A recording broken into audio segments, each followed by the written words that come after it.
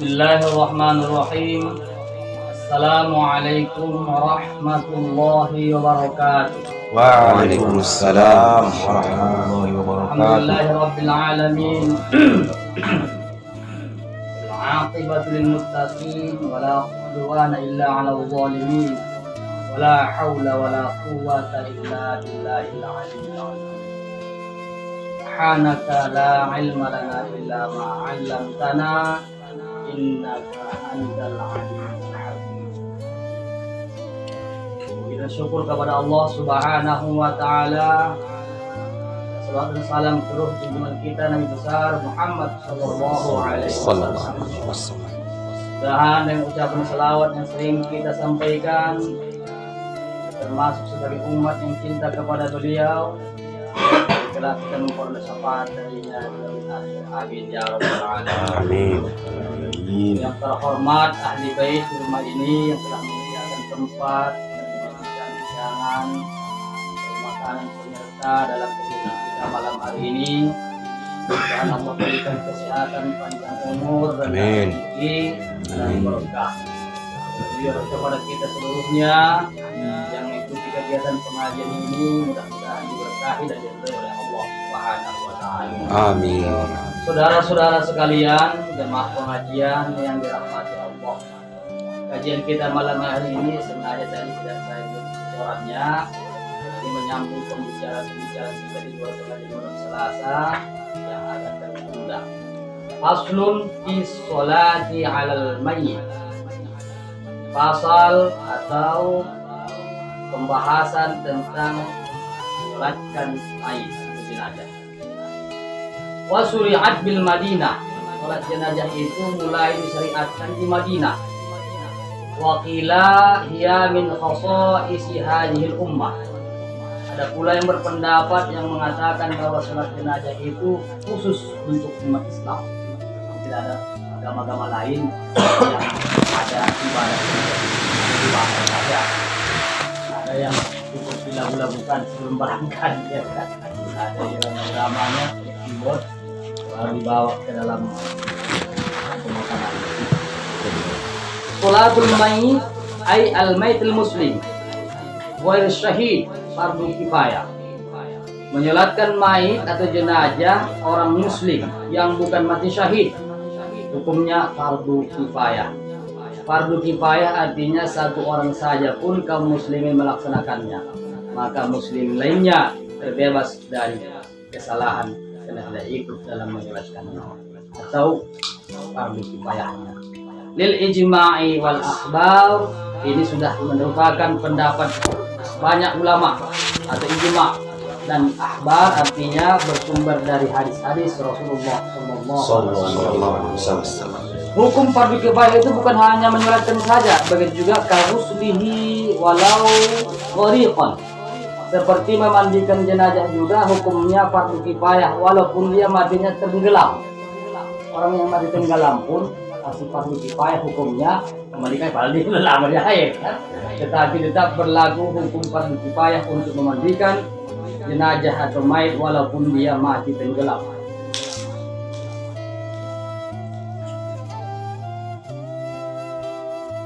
Lianna ma'muruna bi ghuslihi, karena kita diperintahkan untuk memandikannya. Wala yasqutul fardu anna illa bi fi'lina, maka tidak gugur kewajiban dari kita kecuali dengan melakukannya. Wa in syahadna al malaikata tughsiluhu, walaupun kita melihat menyaksikan malaikat sudah memandikannya. Misalnya ada orang yang dimandikan oleh malaikat, itu tidak bisa memutuskan fardu kifayah tadi, walaupun ada orang misalnya wali, saking solehnya cintanya kepada Allah, Allah pun mencintainya, malaikat pun sayang, dimandikan malaikat.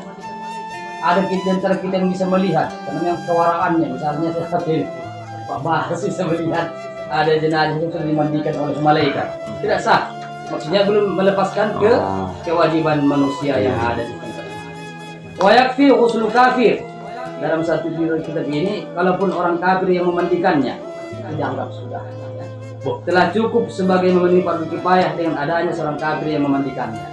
Misalnya tidak kita di kampung itu ada orang non Islam, dia yang mandikannya, maka lepas juga. Ini hukum kita dia boleh biarkan kan. Jadi kan sekedar pengetahuan dia. Pada tahu. Iya, nah kalau diamalkan untuk diketahui. Iya. Sama kayak ilmu sihir. Bolehnya kita belajar ilmu sihir. Yang terus Pak bahasa itu itu sihir kan juga. Cuma boleh dipelajari, tapi jangan diamalkan. Boleh mempelajari ilmu sihir, santet-santet guna-guna boleh pelajari untuk mengetahui saja, bukan untuk melaksanakannya. Melaksanakannya dosa. Karena tidak boleh. Wa yahsulu aqalluhu ya'ni ma badanihi bil ma'i marrah. Dan hasillah sekurang-kurang memandikan itu dengan menyiramkan, maksudnya mengalirkan air ke badannya dengan air 1 kali saja. Sekalipun dia sudah basah badannya, itu sudah dianggap berhasil dalam memandikan jenazah atau mayit. Hatta ma tahta khulfatal aqlab alal asahi sabiyan kana al aqlab aw balighan, hingga di bawah kulufnya atas yang pendapat yang sahih atau yang lebih sahih, baik itu jenazah anak laki-laki ataupun yang sudah baligh. Artinya air tadi itu sampai ke kuluf si jenazah tadi. Qala al-Ibari wa ba'dul Hanafiyah la yajibu ghuslu ma tahtaha. Kalau Imam Al-Ibari dan sebagian ulama Hanafi tidak mewajibkan membasuh yang di bawah kuluf. Tapi itu Hanafi ya, jangan salah kita. Wa 'alal murajjih aw ta'azzara ghuslu ma tahtal qalfati bi annaha la tataqallasu illa bi jar'in yumimmu amma tahtaha kama qalahu syekhuna wa aqarrahu ghairuh.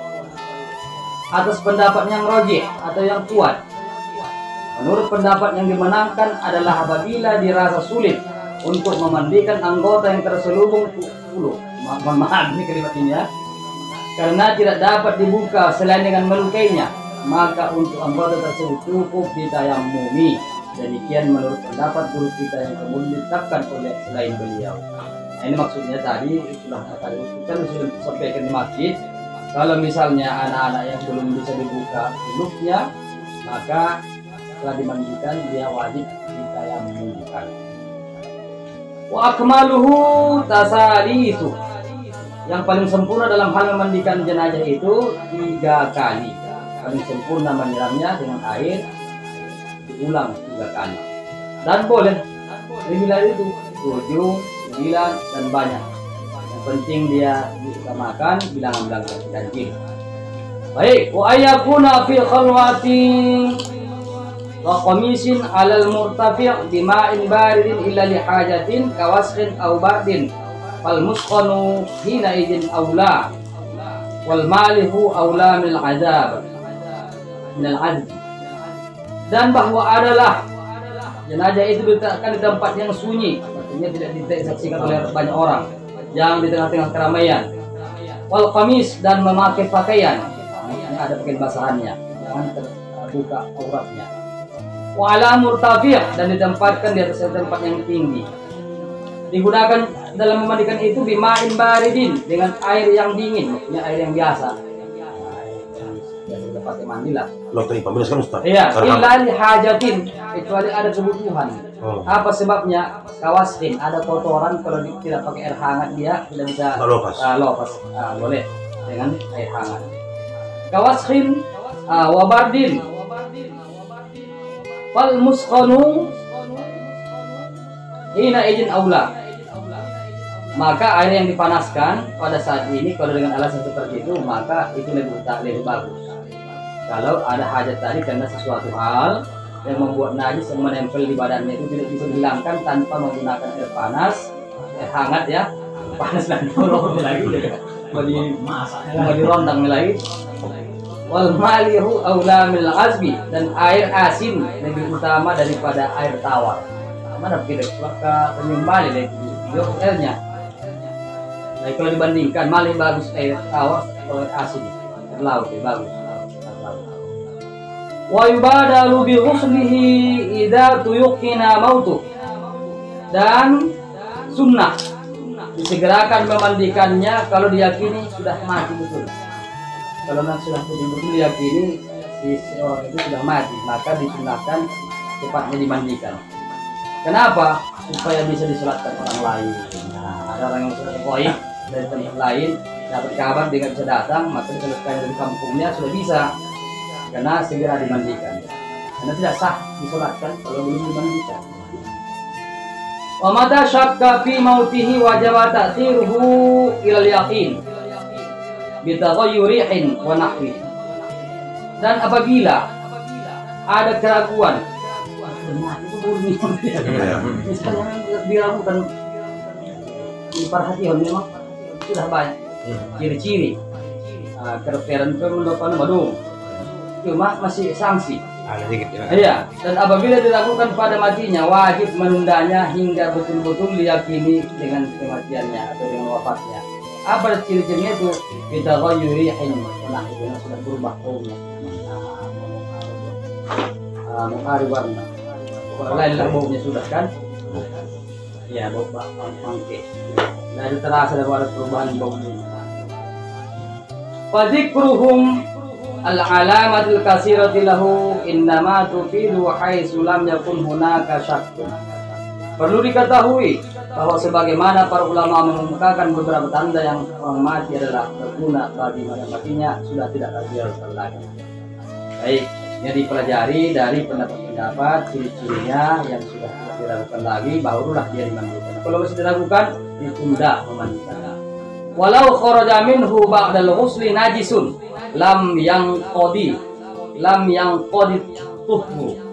Apabila keluar daripada si jenazah itu sudah dimandikan najis, harus diparibi keluar najis, lam yanqadi tuhmu, tidak merusak kesuciannya, bal tajibu izalatu faqat, tapi wajib dihilangkan najis saja, tidak boleh diparibi lagi. Cukup najisnya itu hilangkan dengan cuci atau cara lain, ya, diambil kain itu, pakai tisu baru dicuci pula pakai air. Bal tajibu ijalatuhu faqat in kharaja qabla takfin la ba'dahu. Jika keluar sebelum dikafani, tidak sesudahnya. Kalau sudah dikafani, apa lagi? Lanjut. Ini kan tadi sudah dimandikan, sudah siap, baru keluar lagi najis. Mandikan lagi dan lagi. Buangkan saja, makan saja dan situ. Tapi kalau sudah dikafani, tidak apa-apa lagi, lanjut. Anu berpikir kita biar masalah ada kejadian semua ini kan, cemani keluar lagi najis. Tidak lanjut. Kalau sudah dikafani. Apabila setelah dimandikan mayat mengeluarkan benda najis, maka kesuciannya tidak rusak, tetapi wajib membersihkannya saja. Jika terjadi sebelum dikafani, tidak setelah dikafani. Waman tu'udhira ghusluhu li faqdi ma'in aw li ghairihi ka ihtiraqin law ghusila taharra yummima wujuban. Dan barang siapa yang uzur memandikannya, maksudnya ada masalah, ada halangan, li faqdi ma'in, karena air tidak ada, kemarau panjang misalnya, susah air, aw li ghairihi, ada sebab lainnya. Apa contohnya? Ka ihtiraqin, seperti jenazah yang terbakar. Jenazah terbakar kan uzur, kalau dimandikan nanti dia melepuh. Ya, apa namanya itu? Kalau keluar makan, iya. Yummima ditayamum. Baik. Far'un ar-rajulu aula bi ghusli rajul wal mar'atu aula bi ghusli mar'ah. Laki-laki lebih utama, lebih aula memandikan laki-laki, dan perempuan lebih utama memandikan perempuan. Walahu ghuslu halilah wali zaujati wala amatin. Orang laki-laki boleh memandikan mayat halilah atau wanita yang halal dijimahnya, yang halal dinikahi. Wali zaujatin, juga perempuan, istri boleh dia memandikan suaminya. La amatin, kalau ada sekarang lagi, bukan yang budak, ya, yang mana ada budak.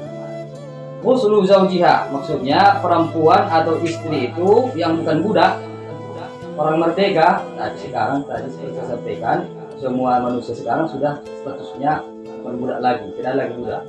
Berarti kita kalimatnya begini.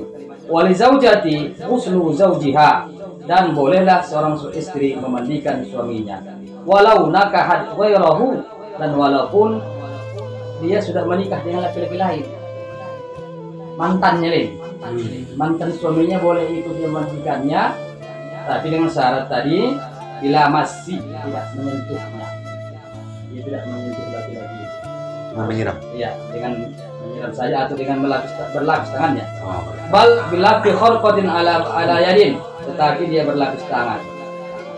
Fa in khalafa sahal ghuslu, apabila tidak dibungkus atau menyentuhnya mandi tetap sah. Kalaupun tidak ada bungkusnya tetap dipegangnya bagi badan jenazah itu tetap sah mandinya. Fa illam yahdur illa ajnabi, kalau yang memandikan itu tidak ada kecuali ajnabi, maksudnya orang asing, orang yang sudah boleh bukan mahramnya. Tidak ada yang bisa memandikan kecuali ajnabi. Ajnabi maksud tadi yang bukan mahram. Fil mar'ati au ajnabiyatun fil rajul yummimal mayit, harus dimandikan. Kita yang minta saja. Misalnya si laki-laki ini tidak ada yang bisa lagi memandikan dia selain perempuan yang boleh dinikahi, boleh mahramnya pun tak ada. Maka si jenazah nggak usah dimandikan, tapi yang begitu perempuan, ada perempuan meninggal, tak ada yang bisa memandikannya, maksudnya tidak ada orangnya. Misalnya dia merantau pulang kan, di perantauan tidak ada yang bisa mahramnya, laki-laki tak ada, tak ada juga perempuan yang mahram. Yang ada di situ hanya orang-orang yang boleh menikah dengannya. Ajnabi artinya dia masalahnya ajnabi. Artinya ajnabi ini orang yang boleh menikah dengan si mayit tadi. Hukumnya tidak boleh terus dimandikan lagi. Ditayamum. Tapi jarang kejadian ini. Naam. Lahuma ghuslu man lam yustaha min sabiyin aw sabiyatin li hilli nazari kulli wa massihi. Memang laki-laki atau wanita adalah diperbolehkan memandikan mayat yang tidak menimbulkan syahwat, baik berupa anak laki-laki atau anak perempuan, lantaran mereka halal memandang dan juga menyentuh. Kalau jenazahnya anak-anak laki-laki atau anak perempuan, itu boleh memandikannya yang bukan mahramnya, karena tidak ada syahwat dalam memandang. Wa aular rijal bihi, tapi yang terutama itu ya laki-laki tetap berlaku.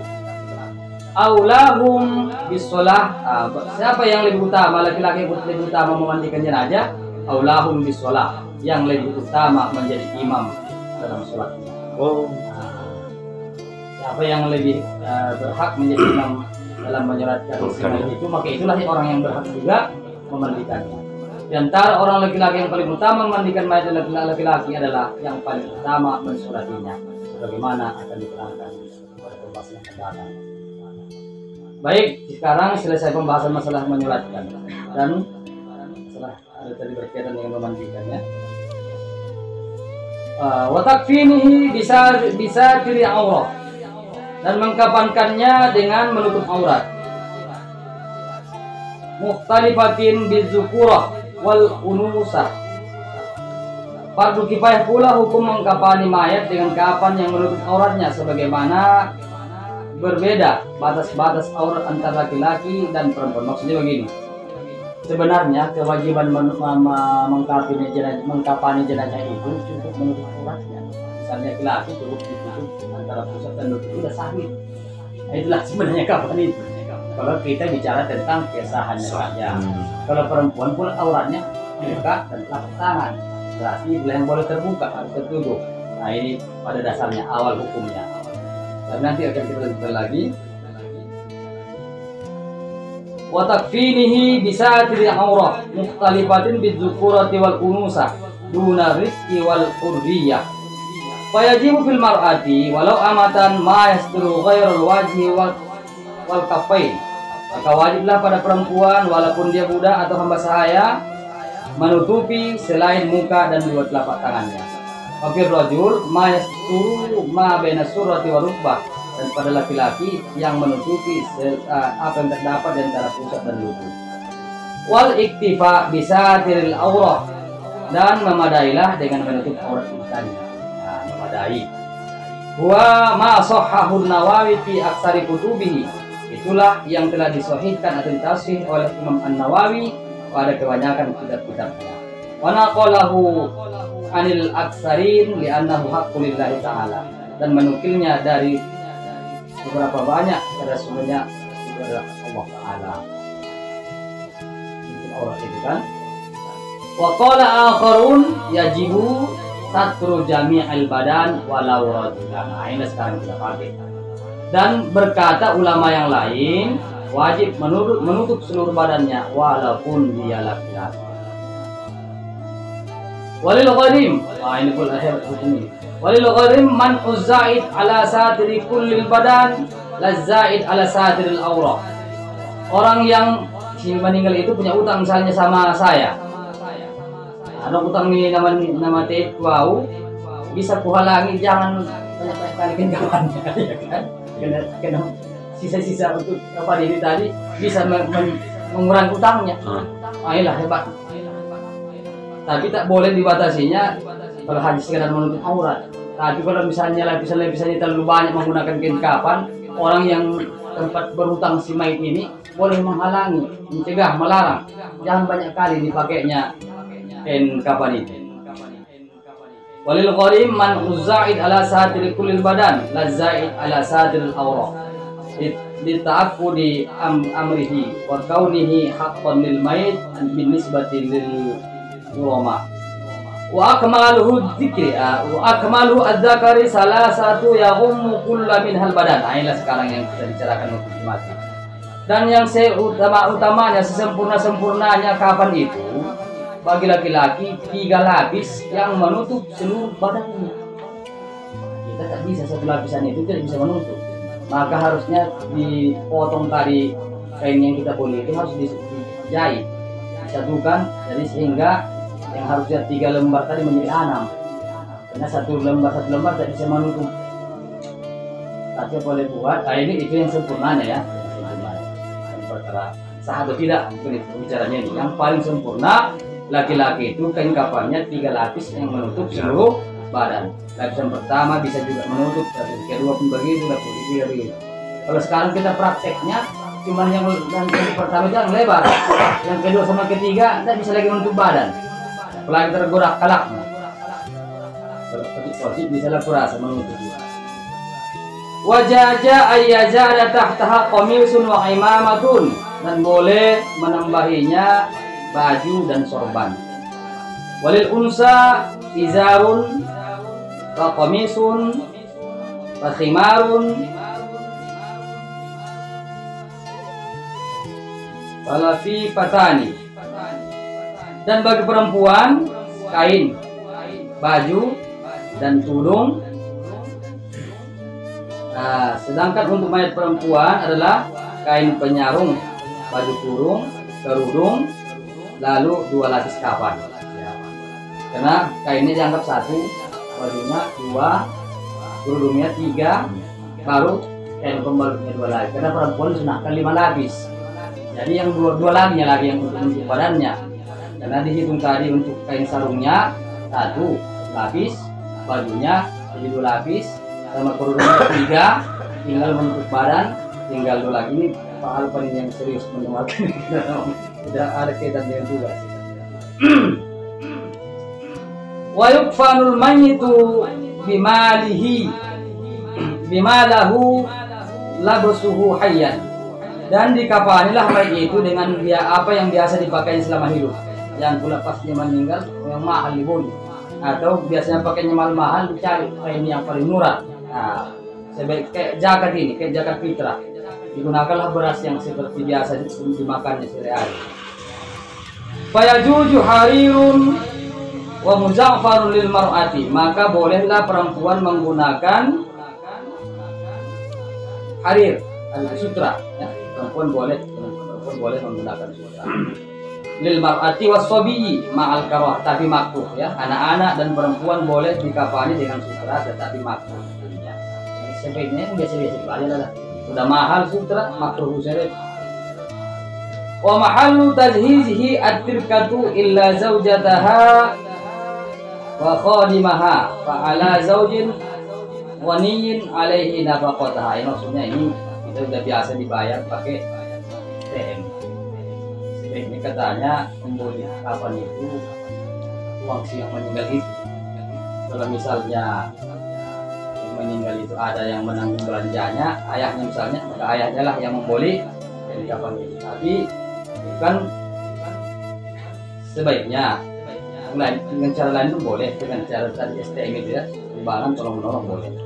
Fa illam yakun lahu dirkatun, apabila yang meninggal itu tidak punya peninggalan, tidak ada harta yang ditinggalkannya, fa ala man alaihi nafaqatuhu, maka orang yang bertanggung jawab tentang memberikan nafkah kepadanya, min qaribin wa sayyidin, dari kerabatnya ataupun tuannya kalau dia seorang budak. Fa ala baitul mal, kalau juga itu tidak ada maka baitul mal kas negara. Fa ala tayasiril muslimin, kalau itu tidak ada maka kaum muslimin lah menanggungnya bersama-sama. Itulah STM itu berarti. Dan pilihan terakhir lagi kita sebagai itu. Wa yahrumut takfin fi jildan, tidak boleh dipakai dalam mengkafan itu dari yang terbuat dari kulit. Ini kan kafannya kan. In wujida ghairuhu, kalau masih didapatkan yang lainnya. Wa kajatin, dan seperti juga tidak boleh dibikin kafan tanah. Wal hasis, dan rumput. Sama kayak kita sholat misalnya tak ada pakaian. Misalnya kita pergi ke hutan, pakaian kita kan melarikan kerek, maaf sudah bulan, waktu sholat mau datang, ya apa pakaiannya lumpur, lagi itu depan kaurat kita, nah ini misalnya untuk pelutut, tak lumpur, sudah sholat. Iya itulah hukum itu. Maka tadi mengungkapkan jenazah tadi tak dapat apa-apa. Misalnya udah habis orang terbakar semua, ada yang meninggal, udah lumpur, lap-lapet semua orang dan lumpur, udah tanam, ganti. Atau kalau rumput menjadi bulung-bulung, iya tempel-tempelkan daun-daun bisa. Atau kalau misalnya pun tadi yang masalah sholat ini ya, kalau kita sholat misalnya di apa itu kan, kebetulan kita sholatnya mau di air, boleh dikorupi airnya. Oh, tidak nampak. Iya. Biar dalam air kita berdiri, tadi airnya korup. Kalau lantung dah hedat betul gitu kan. Suka dikorupkan airnya, korup baru sholat kita itu boleh sah. Kalau dalam keadaan darurat lagi pakai dari monyet. Kan? Waktu sholat datang, maka sholat dalam air yang keruh. Atau ditutup pakai lumpur pakai. Nah, kalau sembahyang ini beda ya. Malam makan dua. Supaya mibrak ulang penangulak ni. Fa illam yujad sawun wajaba jildu summa hasis summa tin fi mastazhara sayfuna. Kalau tidak didapatkan pakaian dalam mengkapan tadi ya, wajiblah menggunakan kulit tadi boleh jadinya, wajib hukum. Kemudian kalau kulit pun tidak ada, yang ada rumput-rumput, daun-daun, itu menjadi. Tak ada itu pun dapat daun-daun, summa tin, tanah yang dilumuri dapat dilumpurkan. Fi mastazharu sayfuna, demikianlah keterangan yang dapat diketahui dari itu kita. Wa yahrumu kitabahu syai'un al-Qur'an wa asma'u lillahi ta'ala al-kafan, dan diharamkan menulis sesuatu dari ayat Quran dan nama-nama Allah Ta'ala di kafan itu. Biar malaikat itu mohon ke kafan benet musuh Allah beri sini. haram hukumnya. Kenapa malam-malam bisa ditegur haram, tidak boleh ditulis dengan ayat-ayat Quran ataupun nama-nama Allah Ta'ala di kafan itu. Wala ba'sa bi kitabihi birriq di annahu la yasbut. Kalau ditulisnya menggunakan ludah maka boleh saja. Jadi dokter si haji matnya kan harus dia pakai alkitab itu boleh. Kalau yang kena tidak menetap di situ misalnya. Sampai air rusak indah. Boleh. Asal jangan menetap dari situ. Wa aftabalu shalah bi hurmati sitrul janazati bi haririn. Ibnu Shalah berfatwa bahwa menutup mayat sekalipun wanita memakai kain sutra itu hukumnya haram. Haram itu artinya boleh tapi makruh. Sebagaimana pula menghias rumahnya dengan kain sutra. Ini fatwa dari Ibnu Shalah, haraman menutup jenazah dengan apa tadi? Kain sutra. Jadi kalau sebenarnya ini tidak ada masalah sama kita, walaupun ada perbedaan dari makruh ini haram, nah harus penggunaan kan sutra. Wa khalafahul Jalalul Bulqin. Nah, ini Khalafahul Jalal Al-Bulqin, ini lain pendapatnya. Kalau Al-Bulqin, Al-Jalal Al-Bulqin, Fajawajal Harir membolehkan sutra fiha padanya wafit tifli dan pada anak-anak. Laki-laki, anak-anak dan perempuan dibolehkannya. Ini siapa yang berpendapat itu? Jalal Al-Bulqin. Tadi kalau yang pertama tadi boleh, tapi makruh perempuan dan anak-anak menggunakan sutra. Nah, ini sekedar ilmu saja yang tidak pada faedah kita mengamalkannya.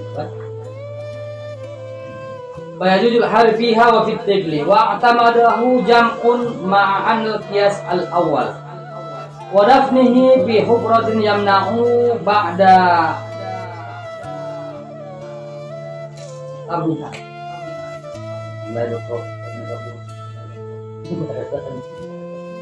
Dan mengebumikan, tadi sudah dimandikan, sudah dikafani, berarti disolatkan dan menguburkannya. Fi hubratin, di dalam lubang, tamna'u, yang menghalangi, yang hilang atau mencegah bau, ai zuhuroha, yang dapat hilang serta aman dari pembongkaran yang dilakukan oleh binatang buas. Wasabaan, roihatan wasabaan, dikuburkanlah jenazah itu yang kira-kira aman, dia tidak mengeluarkan bau dan aman dari bongkaran binatang buas. Wa kharaja bihabratin wadu'uhu biwajhil ardi wa yubna alaihi ma yamna'u zainika haitsu lam yu'azzar al-qafaw. Tidak masuk dalam ketentuan di dalam lubang jika mayat diletakkan di atas tanah kemudian dibangun sedemikian rupa sehingga baunya hilang dan aman dari pembongkaran binatang buas. Selagi penggalian lubang tidak sulit dilakukan, maksudnya tidak boleh diletakkan, ditimbun pakai tanah, baru dibuat pakai semen, tidak boleh. Kayak Cina. Iya. Kecuali memang di situ lokasi daerah itu tercampur tanah. Batu ya, itu boleh. Boleh dibuat semen aja, letakkan dia baru dibuat dibangun, tidak boleh. Kalau memang payah menyangkut tanah, kalau digini tidak mungkin ini. Mulai tanah yang tercampur. Naam, man mata bisabinatin wa ta'ajurin al-barro jaza ilqa'uhu fil bahri wa nasqilahu liyarsuba wa illa fala. Bagi orang yang mati di atas kapal laut, misalnya ini pelayaran jauh perjalanan, nggak mungkin pulang ke belakang mengurus jenazahnya ke darat kan, atau ke bumi yang di depannya pun masih jauh. Gimana dibuat itu? Orang meninggal di kapal laut sulit dapatkan daratan, boleh dibuang ke laut dan diberi beban supaya dapat tenggelam. Itulah hukumnya. Kalau mati di kapal laut, perjalanan ke belakang mau sebulan lagi, mau ke depan pun sebulan lagi, maka dikebumikan di dalam laut. Oh, bisa seminggu kok bau saja. Sembuh aja dah. Itu mau ke laut boleh. Naam, man mata bisafinatin wa ta'adzuril barra jaja ilqa'uhu fil bahri wa tasqiluhu liyarsuba wa illa fala. Bagi orang yang mati di kapal laut dan sulit didapatkan daratan, boleh dibuang ke laut dan diberi beban supaya dapat tenggelam. Kalau tidak, maka hal itu tidak boleh dikerjakan. Maksudnya kalau memang tidak ada alasan jauh ke daratan itu, tidak boleh dimasukkan. Ini kalau saya dengannya harus repot di laut bertambuk kononnya, tidak bisa. Harus alasan tadi itu karena di kapal jauh daratannya. Tamna'u zainika ma yamna'u ahaduhuma kai iqada siba'u dzalika al-halli al-kufar an mautahu. Tidak boleh dalam ketentuan yang dapat menghilangkan bau mayat serta mengamankan dari pembongkaran binatang buas bila lubang tersebut hanya berfungsi untuk salah satunya. Sebagaimana bila binatang-binatang buas di tempat itu bisa membongkar untuk makan mayat yang tertanam. Maksudnya tidak boleh salah satu saja syarat tadi. Kan syarat mengkebumikannya tadi, pertama harus hilang baunya, yang kedua tidak bisa dibongkar binatang. Kalau cuma sekedar menghilangkan bau saja belum bisa. Harus bisa aman dari bongkaran binatang. Kani faqad siba'u dzalikal halal khafaf an mautal. Fayajibu bina'ul qabri bihaitsu yamna'u usulaha ilaih. Dalam hal seperti ini tidak bisa hanya salah satu sifat yang bisa diatasi tadi, pembongkaran binatang tadi tidak bisa diamankan, wajib membangun kubur sehingga binatang-binatang buas tidak mungkin dapat mengambil bagian tersebut. Wa akmaluhu qabru wasi'un fi amakin arba'ati azra'in bi zira'il yad. Dan sempurnanya dalamnya kuburan itu pada kedalaman 4 hasta dengan hasta tangan. Nah, luas dalamnya 4 jiro. Kalau di sini jiro itu hasta ya. Tapi kita tak pada ukur, yang penting tingginya orang dewasa biasanya dibuat. Wa yajibu inja'uhu lil qiblat. Ijja'uhu lil qiblat wa yajibu ijja'uhu lil qiblat, dan wajib membaringkannya menghadap ke kiblat. Wajib. Ya. Wa yajibu ijja'uhu lil qiblat.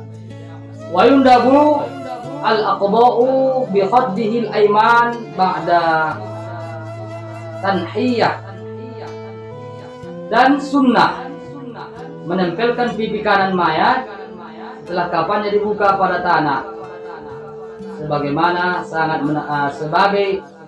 sebagai sangat menampakkan kerendahan diri dan kehinaan, dan membantali kepalanya dengan semacam batu merah, maksudnya itu kepala, wa rafa'a ra'sihi binahwi labinatin. Wa kuriha sundukun, dimakruhkan meletakkannya dalam peti.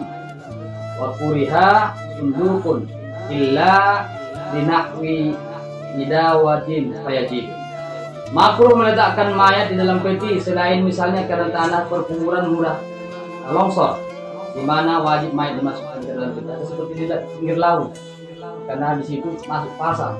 Kalau tidak dipakai peti, masuk air, terdorong tanah di atas itu nyumbang, ya kan? Makanya kalau datang nyumbang di sana, biasanya di peti ditimpa lagi pakai benda-benda berat supaya tidak terangkat oleh air masuk pasang. Wa yahrumu dafnuhu bila shay'in yamna'uhu itturab alaih. Haram menanam mayat tanpa dengan memberi sesuatu yang bisa menjaga mayat dari tanah longsor. Di bait tong di lambung tanah berbotol terancam, dikuburkannya juga di situ. Nah, ini haram. Haram menguburkan jenazah dengan tidak diamankan dari sesuatu yang menimpa kuburan itu dengan tanah longsor. Wa yahrumu dafnu snaini min jinsaini bi qabrin. Haram juga menanam 2 orang mayat yang lain jenis kelaminnya pada satu lubang jika tidak ada hubungan mahram atau sebagai suami istri. Kalau suami istri boleh, yang tidak boleh itu yang tidak mahram dan pula jenisnya. Apabila antara keduanya ada hubungan mahram atau suami istri, maka hukumnya makruh. Bagaimana jika 2 mayat itu tunggal jenis kelamin kalau tanpa hajat yang mengharuskannya? Maksudnya sama kelaminnya, sama-sama laki-laki. Itu pun tidak boleh dikubur dalam satu kubur kecuali ada hajat. Misalnya ada wasik melihat ada kubur dari kemudian itu kan, bila hajatin. Wa yahrumu aidan idkhalul mayit ala akhar wa in ittakhadha jinsan qabla bila'in jami'ihi wa yurja'u fihi li ahli khibrati bil ardi. Haram menanam mayat pada lubang kubur yang sudah ditempati mayat lain sekalipun tunggal jenis kelaminnya selagi mayat lama belum punah. Untuk mengetahui kepunahannya diserahkan pendidikannya kepada ahli ilmu bumi. Maksudnya masih ada kubur orang itu begitu galinya, ya kan? Kalau dibentuk kali baringan, cuma dibongkar digali ulai masuk pun ini sih sementara tulang-tulangan orang kecil. Ada kehukumannya haram juga memasukkan mayat terhadap lubang orang lain yang walaupun sejenis sebelum lapuk. Kalau yang tulang-tulang itu hancur, tidak apa-apa. Selain mayat lama belum punah, kalau sudah punah tidak lagi ada di situ, sudah hilang, sudah sampai menyatu dengan tanah, itu tidak boleh dipakai kembali. Ini panjang pembicaraan kita ini nih. Iya ya. Nanti sambungan kita ini termasuk di sini yang perlu kita ingat yang ada kaitannya dengan ini masalah Wa yundabu, sunnah bagi orang yang waktu menanam mayat berada di sebelah tiang kubur, menaburkan debu 3 kali untuk debu yang pertama, maksudnya mengepalkan tanah untuk ganjal-ganjalnya itu. Dibacakanlah minha khalaqnakum. Baca lagi di kepala yang kedua, wa fiha nu'idukum, dan untuk yang ketiga wa minha nukhrijukum taratan. Ini kita pelajari akan secara mendetail pada pertemuan mendatang. Mudah-mudahan apa yang kita bicarakan malam hari ini ada yang lengket, walaupun sedikit, sebagai lanjutan dari pengajian-pengajian yang sudah pernah kita bicarakan di teras masjid. Karena memang jadwalnya sudah mulai berubah, makanya sempatkan pembicaraannya di pengajian kita ini. Demikian saja, mudah-mudahan bermanfaat, kurang lebih mohon dimaafkan. Wabillahi taufiq wal hidayah. Assalamualaikum warahmatullahi wabarakatuh. Waalaikumsalam.